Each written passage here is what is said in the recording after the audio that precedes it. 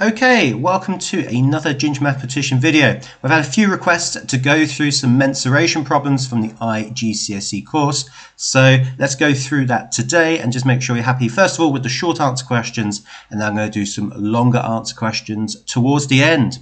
Right, let's get started with a pretty tricky question as our first one. Make sure you have your formula list handy. We are going to refer to that as we go along. So this is pretty tricky. So the length of the arc AB, so this arc here, is equal to 4 pi over 3, and the area of the sector is equal to k pi. We're not told what the angle is, but we'll just give that a letter, call it x, and we want to find the value of k, so essentially the area of the sector. Now to do this kind of question, we need to know what the circumference of a circle is, so that's equal to 2 pi r, and the area of a circle is equal to pi r squared. Because we need those basic formulae to work with the area of a sector and the circumference of a sector. Now let's do the area first of all. So the area of this is equal to the angle, which is x, divided by the total turn, so that's 360, multiplied by pi r squared. Now remember, our radius here is equal to 8, so it'll be pi times 8 squared. And we're told that that is equal to some constant k, which we're going to find, times pi. Now the arc length, let's just write a formula for this now. Well, that's equal to the angle again, divided by 360, so that's in common, multiplied by 2 pi r, so 2 times pi times 8. And we're told in the question that is equal to 4 pi over 3. Okay, so let's simplify these formulae down slightly here. So what we can do is just combine this together. So I'm going to put the pi next to the x here. You'll see why a bit later on. So we're going to get pi x over 360 times 8 squared, which is equal to 64. And if we do a similar tidying up procedure here, I'm going to bring the pi next to the x. I'm perfectly allowed to do this. So pi x over 360 multiplied by 8 times 2, which is equal to 16. And I'm going to do a very nice trick here. So I'm going to look at this part that I've just written out. And what I'm going to do is divide one equation by the other. Okay, now normally simultaneous equations you're adding or subtracting. Here I'm going to divide. So I'm going to take the first one and I'm going to divide by the second one. And you're going to see a lot of things disappear and actually leave us with something that we can actually work out. So if I divide the top equation by the bottom equation, well, k pi divided by 4 pi over 3, so I'm going to write it as a fraction. Well, that's equal to pi x over 360 times 64. So I'm going to write this essentially as a huge fraction. But you'll see lots of things simplify. Divided by pi x over 360 times 16. Now this looks kind of horrendous at this point. It's like you haven't made this actually any easier. But actually we have. First of all, pi's top and bottom cancel. So that's helpful. First of all, this entire expression here cancels. So we have it top and bottom, so that cancels. And then we've just got 64 divided by 16. So how many 16s go into 64? Well, that's 4. How many 16s go into 16? That's equal to 1. And from this horrible equation, we actually get something very nice. So we get k over 4/3 is equal to 4. Just like that. Now remember, if you're dividing, so let's just remind you here, k divided by 4/3, that's the same as saying k times 3/4. Remember, keep it, switch it, flip it. And that gives me just 3/4 k. So this equation then just becomes 3/4 k is equal to 4. It's almost like magic, isn't it? Just seeing everything disappear. And then what's the opposite of timesing by 3/4? Well, we're going to divide by 3/4 on both sides. And if we do that, we then get, remember, using the same trick that we did before, so 4 times 4 over 3, which gives us our final answer of 16 over 3, which is also fully simplified compared to the answer you're going to see on the next slide as well. So you can check the answer. They've taken 64 over 12. Notice this is the same. If we divide top and bottom by 4, we get 16 over 3. So it is the same answer. I kind of like this solution. I was looking through a couple of different possibilities here, and I think actually that's quite a clean way of getting to the answer. Even at the beginning it does seem kind of confusing, but one of the great things at this point here is that everything simplifies and you're left with a really easy expression to work with. Right, let's move on to another reasonably tricky question here. So the sector and the circle have the same area. That's really important, so we'll come back to that. And the angle of the sector is 60, we're given that. The radius is 12, also given that in the problem. And the radius of the circle here is r. Work out the value of r and give your answers as surd, so keep that in mind, in simplest form. There's going to be some simplifying surds, which is also an important skill to know. Right, so let's just work out the area of the sector first of all. So area of sector, using the information that we have, well, that's going to be equal to the angle, so 60. Divided by 360, multiplied by pi times the radius squared, so that's 12 squared. And then the area of the circle, which is the formula I gave you on the previous question, well, that's equal to just pi r squared. That's just our standard formula. And now we're told that these two are equal to each other. Therefore, 60 over 360, that simplifies to a sixth, so I'm going to try and do a bit of simplifying as we go, times pi times 144, 12 times 12 is 144, is equal to pi r squared. And at this point I look for opportunities to simplify, so we've got a pi on both sides, so we can cancel that. We'll need to do 144 divided by 6. Let me just leave that there as a fraction to start with.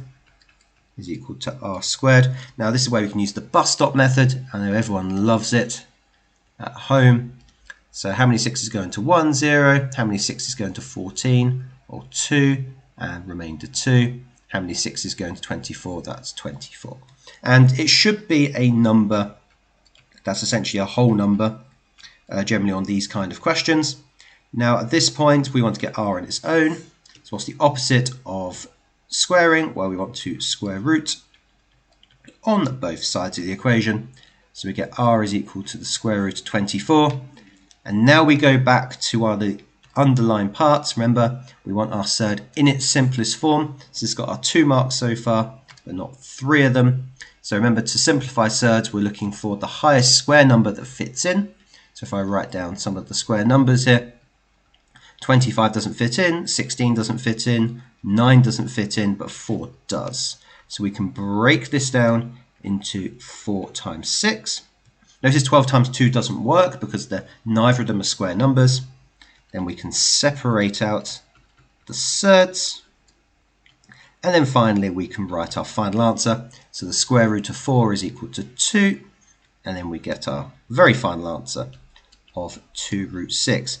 Now some of these mensuration questions often end up on the most difficult part of the course, and they often integrate other skills into the question. Your equation solving, and in this case simplifying surds as well. Right, so you can have a quick look at the solution there, and let's move on to the next one. So we want to find the volume of a cone with radius 3 and perpendicular height 8 centimeters. Give your answers in terms of pi, which is kind of a classic question. Now, if you don't know the volume of a cone, that is not a problem. Let's go all the way back because we have that formula. Volume of cone, and we're given that as V equals 1/3 pi r squared h. So first of all, I'm going to show the examiner I've actually read the formula sheet and write that in there. And now let's just substitute in what we know. So 1/3 stays the same. Pi stays the same. R squared, well, radius is 3, so we get 3 squared. And then the perpendicular height, that's important for a cone, that's going to be equal to 8. And then let's just sort this out. So 1/3 times pi times 3 squared is 9. And then 8, like so. And if we simplify this down further, 9 times 8 is 72. Let's bring that to the front. I love multiplying, you can move stuff around. And then we need to do 72 divided by 3 again. If you're not happy with that, you can use the bus stop. 3's into 7 go 2, remainder 1. 3's into 12 go 4. So then we get our final answer of 24 pi. Remember, wanted the answer in terms of pi. You're not expected to put this into a calculator or anything like that and then work this out. This is purely just writing it in terms of that particular number pi. Right, so you can have a look at the mark scheme there, and we'll continue on. We've got 2 more questions to look through. So the diagram shows 2 similar triangles, so notice they can also test similarity with these questions as well, ABC and PQR, and we need to find the length of PR. So as soon as I see this word similar, the first thing that comes to mind is scale factor. That is literally the first thing that comes into my mind. And the way that we work out the scale factor, I tend to always work with biggest divided by smallest, but you can work the other way around. So I take the biggest side, 10, and its corresponding side, so the same side on the other shape, which is the 6. So notice these are the shared sides. So then we just do 10 divided by 6 as our scale factor. I'm going to leave this as a fraction, so we can cancel this down and get 5 over 3. And now we just need to work out what side we're looking for. So we're looking for this one here, so we're looking for PR. Notice we're going from a bigger shape to a smaller shape. So if I go from big to small, I'm going to divide by the scale factor.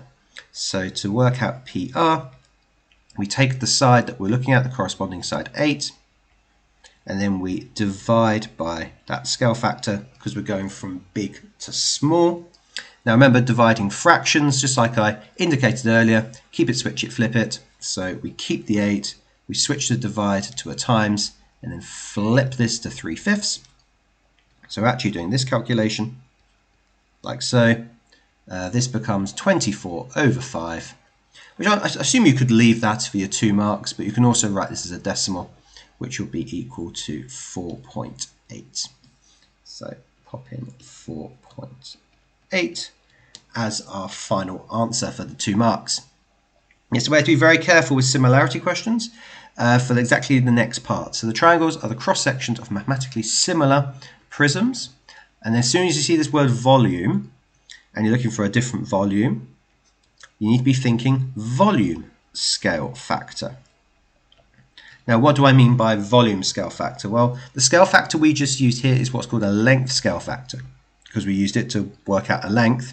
When if you've got the volume scale factor, before you do any calculation, you need to take what we did already, so the 5 over 3, and you need to cube it. Okay, because that's going to be our scale factor for working out volumes. And if it was area, then we'd square that scale factor instead. So if we work out 5 over 3 cubed, well, that's the same as 5 cubed over 3 cubed. You test your cube numbers.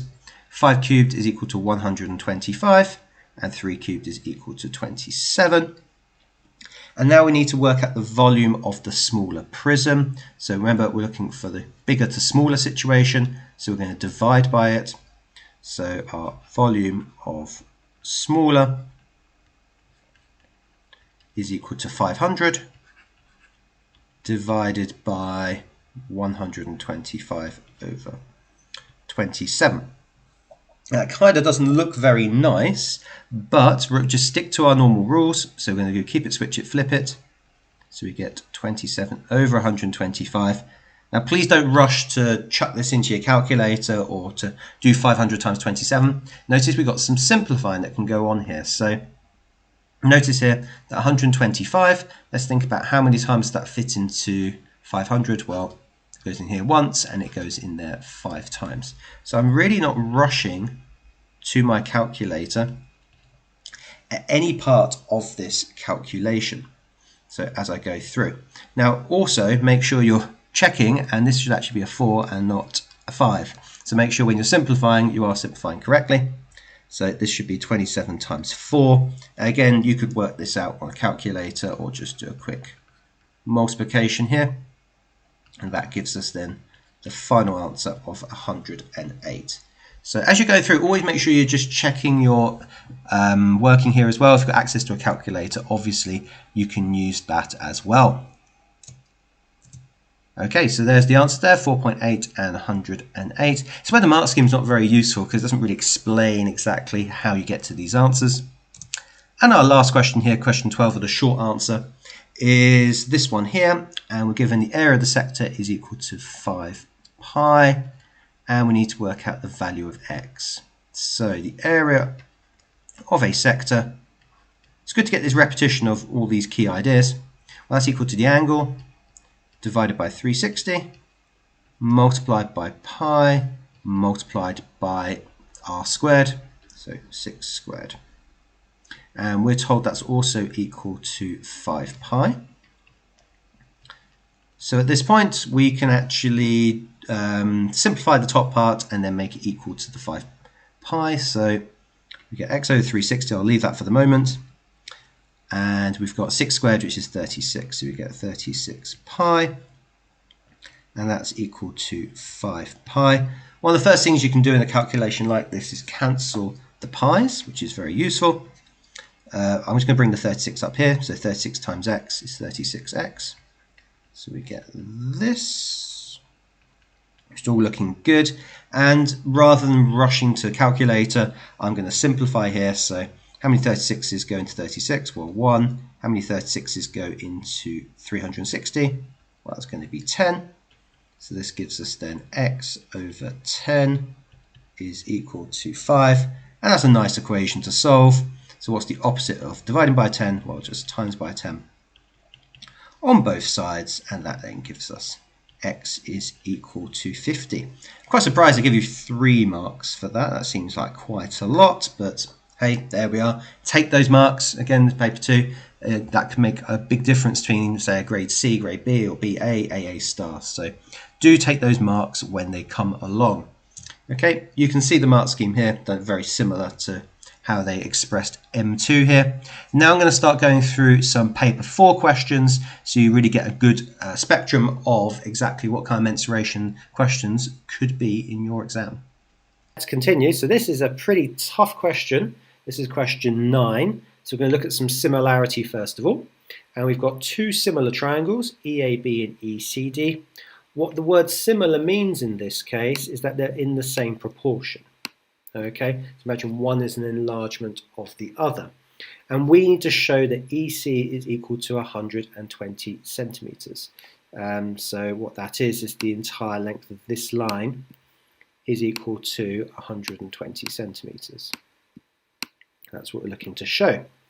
First of all, notice we've got 2 corresponding sides here. So we've actually got this side here, 15, and then we've got this side, 20.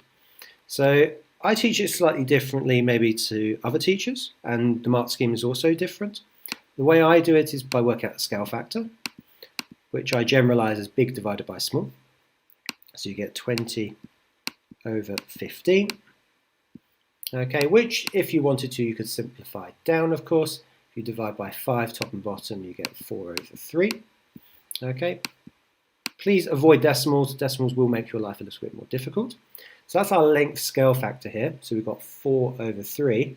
What we need to do now is use that to then work out this missing length. So imagine I don't know this length. So if I wipe this out with the eraser, imagine I call this blue length that I highlighted earlier x. Yeah. So this length here, EC. Then the entire length of the line is equal to x plus 40. Yeah. So if this length is x, then to go from A to E, we just need to add 40 to x. Okay. Now notice these are the corresponding lines of our small triangle and big triangle. So what we're asking ourselves is, okay, if I take x, our smaller triangle, I times it by 4/3, our scale factor, I should then get to my long length, which is x plus 40. And this actually gives us a reasonably straightforward equation to solve. So this times together, we write this in good algebra as 4/3 x. And this is actually a pretty straightforward equation. Okay, we minus x from both sides, like so. So 4/3 x minus x, this is a 1x, so we get 1/3 x. Remember, 1 is the same as 3/3. 1/3 x, well, these two things cancel, so we get 40. And what's the opposite of dividing by 3? Well, we times by 3. Most of you can see the answer here at this point. This cancels here. And we're left with x equals 120, which is good because that's what the answer should be, because that's what it says there. I've noticed many teachers don't teach it that way, but I think that's probably a more intuitive way than doing ratios of sides. I don't know. It's up to you how you want to interpret that question. Okay, we'll see the mark scheme at the end. Now, once we know that's 120, we need to work out the following things. So we need to work out ED and DB. So let's highlight what ED looks like. It's this length here. This one. And if we think about it, we've actually got a right-angled triangle. Yeah. So we are looking for ED, aren't we? Checking. Yeah, ED. Okay. So let's just take that triangle. So let's draw it separately. So essentially what I have here, the triangle where I don't know this, I know this is 120 from what we just did, and we know this is 15. So essentially, we can use Pythagoras on this question, just a straightforward Pythagoras question. So let me draw it onto this slide. This is 120, this is 15, this is x, and so Pythagoras says that x squared is equal to 120 squared plus 15 squared, and so x is equal to the square root of those two things. Notice I'm writing the minimum of working, but enough to guarantee me all the marks here. And this is where just use your GBC. So we go on to a normal scratch pad, I'm sure you're familiar with, and we go control 120 squared, so use the square button, plus 15 squared, getting our answer here of 120.93. Again, we're going to round to 3SF, but we need to write down decimals first.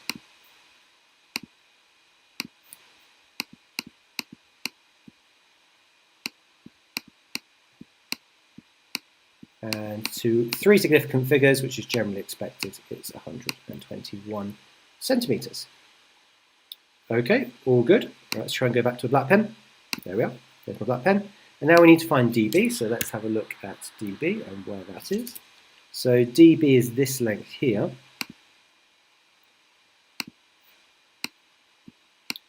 Okay, I think the most straightforward way, because we've already got this length here, we already know dE, we can use Pythagoras to work out the entire length of the line. I'm really having fun with my colours here. We can use Pythagoras to work out the entire length of the line with 20, and this is 160. And then take one away from the other to work out the short length. So let me go on to the next slide and show you what I mean.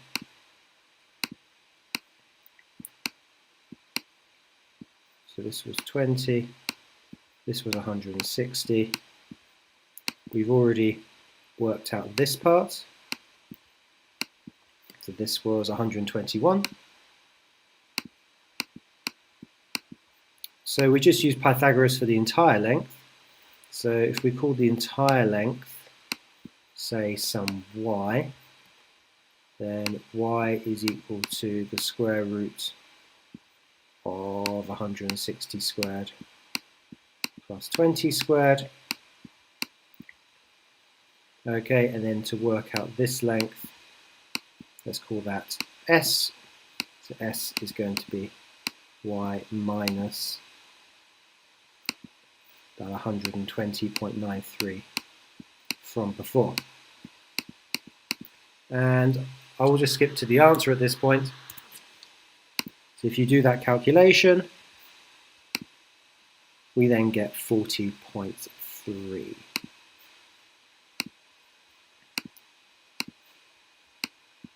To three significant figures. Okay, so The way I do part 3, again, slightly different to the mark scheme. I think they recommend you use ratio similar sides, but I just use Pythagoras twice and then take one away from the other. Look for the most straightforward ways of being able to answer the question. Okay, and now the next part I do like. It's hard, certainly I can see this is the AA star material, but it really does test your understanding of similarity and your knowledge of volume of shapes. So the diagram shows an open waste paper bin made from metal. Now this is actually important words that we'll talk about in the second part of the question. Open waste paper bin, so this is hollow, so to speak, so only this circle exists. Radius of the circle top is 20 centimeters, radius of the bottom is 15, perpendicular height of the bin is 40, and using part A, notice these lengths 40, 20, 15, these all correspond to this diagram here. Yeah, so notice that, we're going to use that later on. So, using answers in part A, calculate the volume of the waste paper bin. Now this shape is called a frustum. Hopefully I'm pronouncing that right. Frustum. Frustrating to work out anyway. And the way you work out a frustum is to think, if I extend these lines, now I'm going to kind of go over the question here, but just to show the point, essentially you're going to make a cone, yeah, a very big cone. So if you take the entire cone, okay, that's the entire shape including this bit. So the way to work out a frustum is to work out the, in this case, volume of the big cone and then minus the area, or the volume, sorry, of the smaller cone. Okay. Now, this is where you need to use your formula sheet, so let me write this up here. The volume of a cone is equal to 1/3 pi r squared h. This is on your formula sheet, don't worry. You do not need to remember this. It's absolutely fine. So, to work out the volume of this, we do the volume of the whole shape. We take the volume of the bigger cone, which is 1/3 times pi times, now the radius is 20.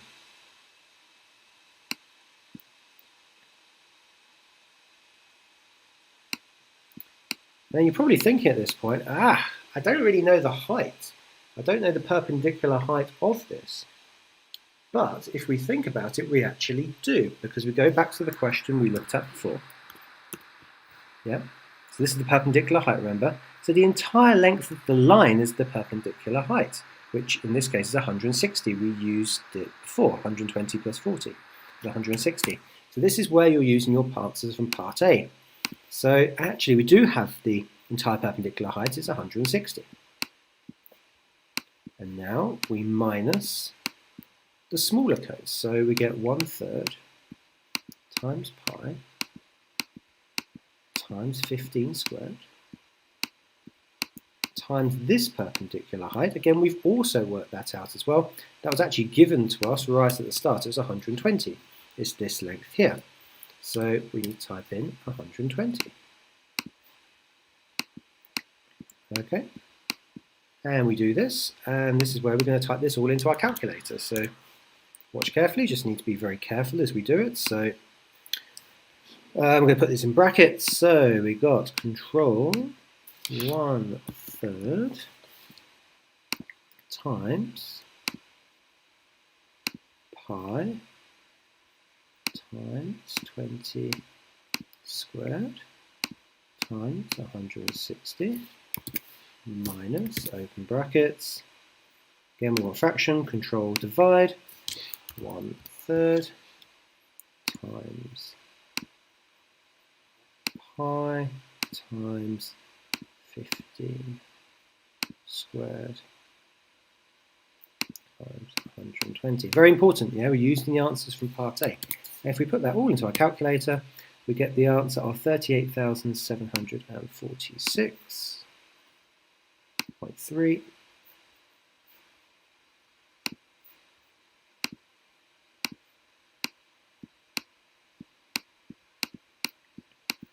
So always we're going to write down a few decimal places and then round to 3SF.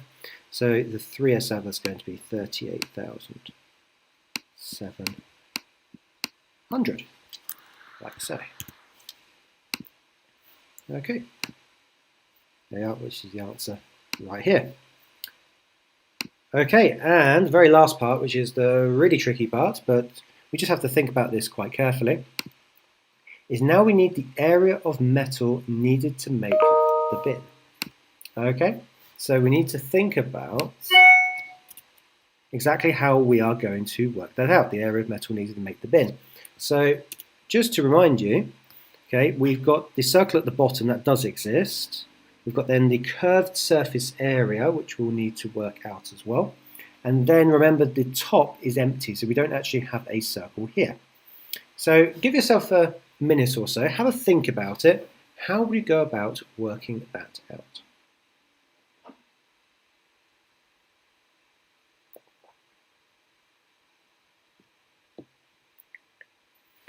Okay, well, it's going to be a very similar way to how we did it before. So we're going to find the curved surface area of the larger cone, and then we're going to take away the surface area of the smaller cone, yeah, in the same way we did it before. Now, the thing is, however, the formula for the curved surface area of a cone is equal to pi RL. Okay, where L is that diagonal length. So if I draw a cone, for example, okay, got pi r, and L is this length here. And at first sight, we don't actually have that length. Yeah? We don't actually have the length needed in order to work it out. But then we think, actually, we've already worked this out. We worked this out in the previous question here. We've already worked out that green length, okay, which was part 2, that 120.933. And we've already worked out this purple length here as well, which was using Pythagoras. So we actually do have these lengths. So let's put this all together so we can actually work this out. So let's put it all together. So let's start with the curved surface area of the frustum. Always forget if there's an R in there. Someone maybe can correct me in the comments. So we're going to do pi RL of the bigger one. So that's going to be pi times 20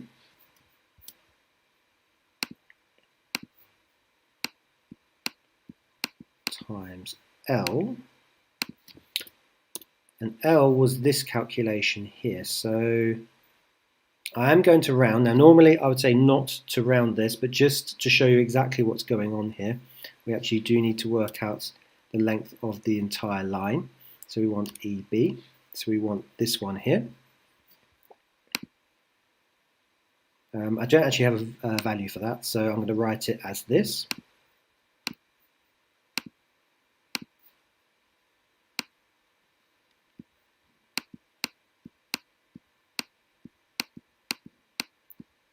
So that's the curved surface area of the larger one. Then we're going to minus the surface area of the smaller one. So that was pi times 15 times then the diagonal length. So let's go back. I think it was it ED? It was ED, so it's this one here.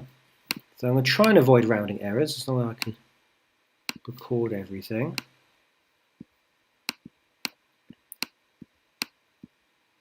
That should be a time plus 15. So this calculation works out the curved surface area of the frustum. So this part here. Okay, and what we need to do now is add in this extra circle at the bottom. Okay, so this is the bottom of the waste paper bin. So we need to add in a pi times 15 squared, the area of the circle. So go back, plus 15 squared. And at this point, I'm going to put this all into my calculator.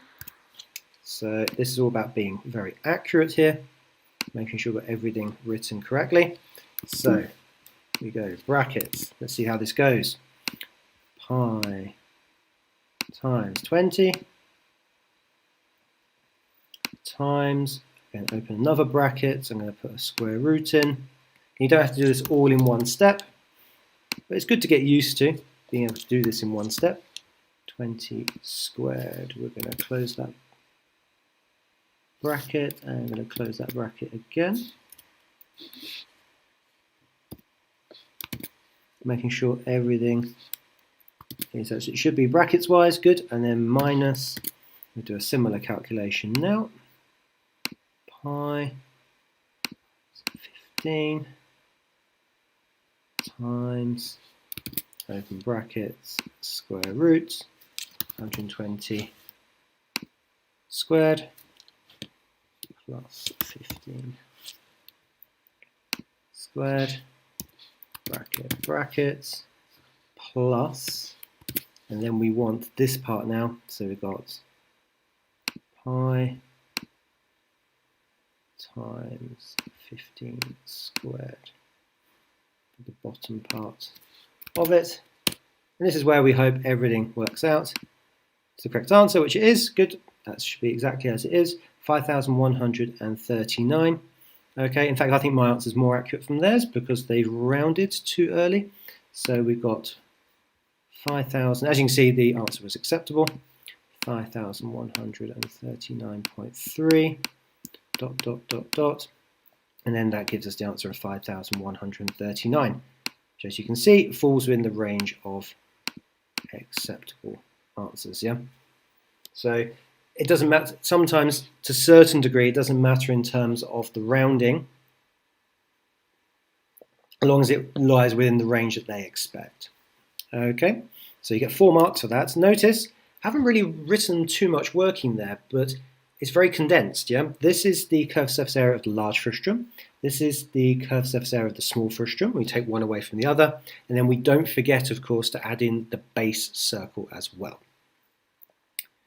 I'll put the mark scheme up on the board so you can have a look. It's been done slightly differently. Some of these questions, particularly part 3 and part 1, I've done it a little bit differently. Maybe you find it easier, maybe not. Okay, but you can see you don't need to write lots of working, but it needs to be clear, it needs to be obvious what you are doing to the examiner. And before I finish this video, I'm just going to look at the examiner's report.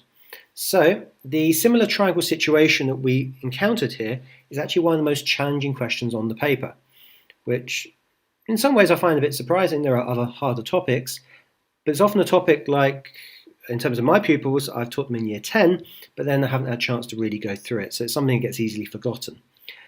So question AI was actually quite badly answered, even though it's the first part. Part 2 was Pythagoras, which is good.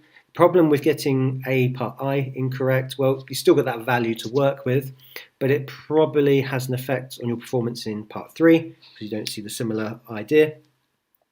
And a lot of people forgot about A to answer out B as well. Okay, so they forgot they could actually transfer their knowledge from A to B. And with the International Mathematics course is a little bit on the non-linear side, unlike some of the other IGCSE courses. You do need to actually look through the previous question. The investigation paper, paper 6, is quite like that as well, where you have to use previous calculations to use in subsequent calculations. However, most people found the volume of frustum. That's sort of standard working out of the shapes. So that's very, very good. And as we can see, that favourite word, discriminator, the surface area question was quite hard because many pupils did not realise to actually use the sloping heights from before. And as I pointed out, the area of the circular base was often omitted. It wasn't there. So this is a good question. If you want to get those A and A star grades, you need to be getting these questions right. Yeah. So this is an area, if you're looking for those higher grades, really to focus on. Okay, now let's look at a very typical 3D Pythagoras or trigonometry question. And this is a classic from a 2021 paper. So diagram shows a prism, A, B, C, D, E, and F, and we're given the various dimensions. And just be aware that this is a right angle. In fact, later on, we also need to be aware that this is also a right angle here as well. And we need to work out the total surface area of the prism. Now, we're going to find that very difficult unless we find this side here. So we find this side BC. And we can use Pythagoras to actually work this out. Now with my students, generally I recommend if you can write this in one easy calculation, it makes your life a lot easier. So we can use Pythagoras on this to work out BC, and remember that's going to be the square root of this squared here, the hypotenuse, minus the shorter side squared. So we can work this out in one smooth calculation as BC is equal to the square root of 20 squared minus 13 squared. So I'm going to go to my calculator and work this out. So I have my normal calculating view. I go to control square root of 20 squared minus 13 squared, and I get this long decimal of 15.2. Now one thing you can do on your calculator is actually store this as a variable. So I'm going to store this as A. So every time I type A, I have this very long decimal.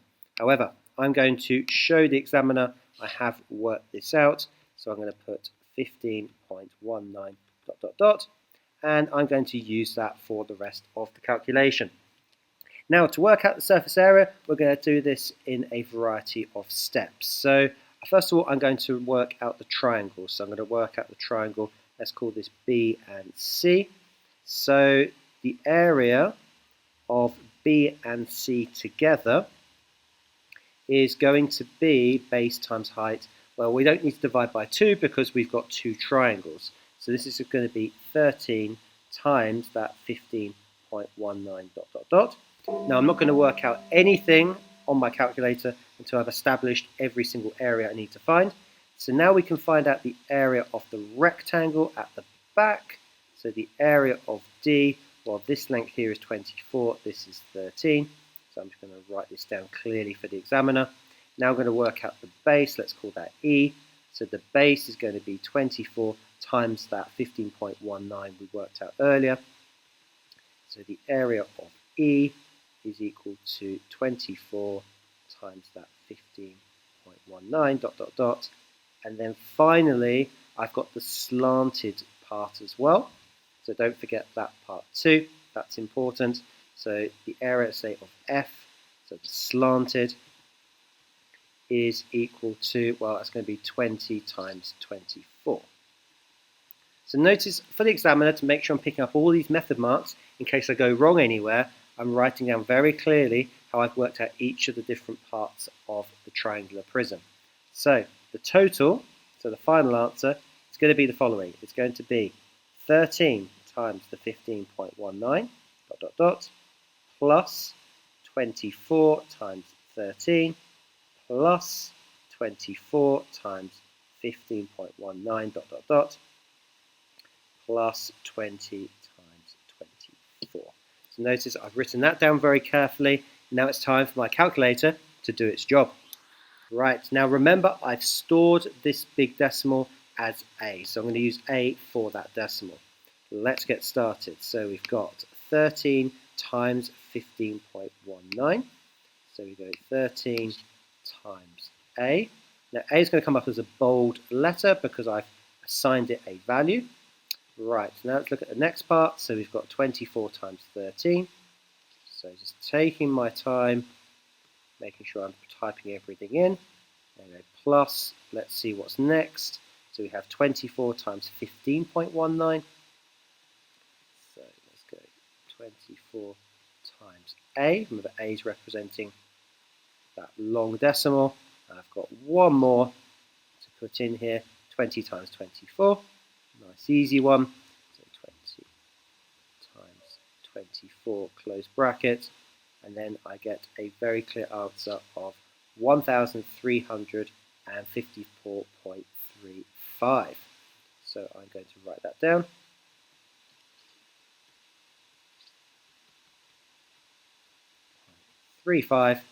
And generally we like rounding to 3 significant figures here. So this to 3 significant figures. Again, we're going to round after the 5. Therefore, it's going to be 1,350. 6 marks is a lot on any IGCSE exam. And you can see by just being careful, by showing my working, not only have I got all 6 marks here, even if I didn't, I can pick up lots of method marks on the way as well. Right, then we go on to part B. So we want to work out the volume of the prism. So remember, if you did a cuboid, generally the volume would be length times width times height. but we've got a triangular prism, so we want to divide that by 2. So we're going to type in volume is equal to, so 13 times that 15.19 long number,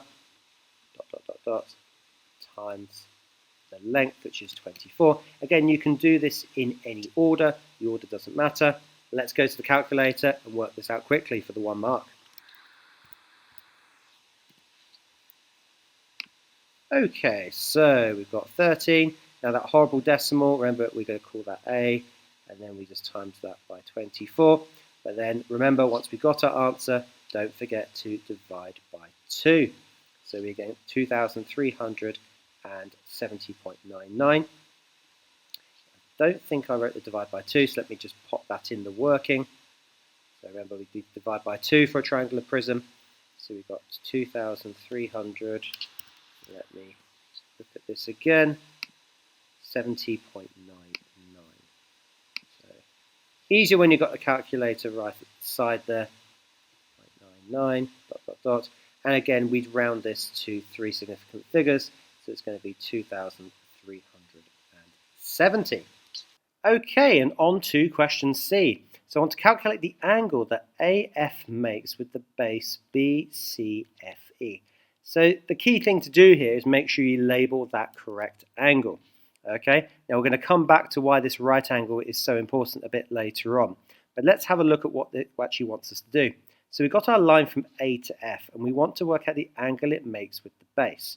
So in fact, what we're looking to do is if I draw a line across like so, what we're actually trying to do, and it helps if I draw a completely straight line across, is actually look for this angle here.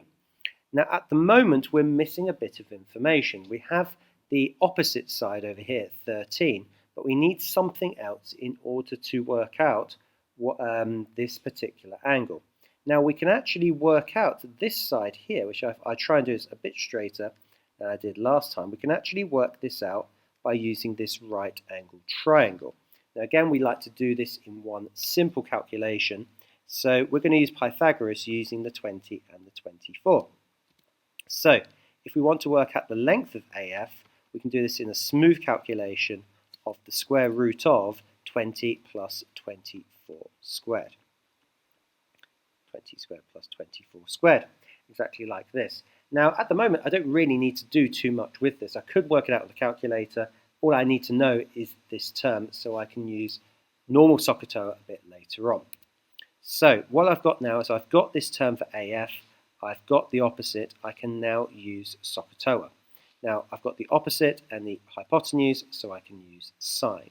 So let's call this F as the angle. So to work out sine F, I do opposite over hypotenuse. Well, the opposite was 13. Hypotenuse is what I just worked out, so the square root of 20 squared plus 24 squared. And remember, to work out what the F angle actually is, the opposite of sining something is the inverse of sine. So I want to do sine inverse 13 divided by the square root of 20 squared plus 24 squared. So let's go over to my calculator and pop all this in. Okay, so let's put this in, make sure it's set in degrees. So we want to find the inverse sine. Let's get our fraction button ready. 13 is our opposite, and then we have this square root calculation. Notice by not using my calculator too early, I get the most accurate answer that is possible. I press enter, and I get my final angle here of 24.589. Again, I'm going to show the examiner that I've worked this out precisely. So 24.589, ... And then we want to round this to 3 significant figures. So it's going to be 24.6 degrees, like so. So you can check your answer on what I've done here. One of the biggest mistakes that's made on this kind of question, this is always something you should consider as IGCSE students, where can I make mistake, is looking for the correct angle. Notice this is our angle that we're looking for, not the angle that goes all the way and hits the 24. So just be very careful exactly what kind of angle the question is looking for. That is where you can make the biggest mistakes.